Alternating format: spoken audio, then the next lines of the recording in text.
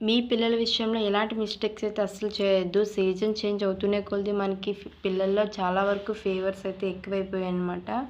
So, ఇలాంటి టైంలో మనం చాలా జాగ్రత్తగా అయితే ట్రీట్ చేయాలన్నమాట. వేడి నీళ్ళు అవి ఇస్తూనే ఉండాలి. మా పిల్లలైతే ఇద్దరికీ కూడా అస్సలు బాలేదండి ఒకేసారి. పాపకైతే మొన్నటి వరకు బాలేదు. కొంచెం క్యూర్ అయింది అనే లోపే వీడికైతే బాలేదన్నమాట. ఫీవర్ చాలా ఎక్కువ దగ్గెక్కువ ఉండడం వల్ల, బాగా నీరసంగా ఉండడం వల్ల యాంటీబయాటిక్స్ అయితే ఎక్కువ ఇచ్చారు. క్యానిల్ పెట్టారనమాట.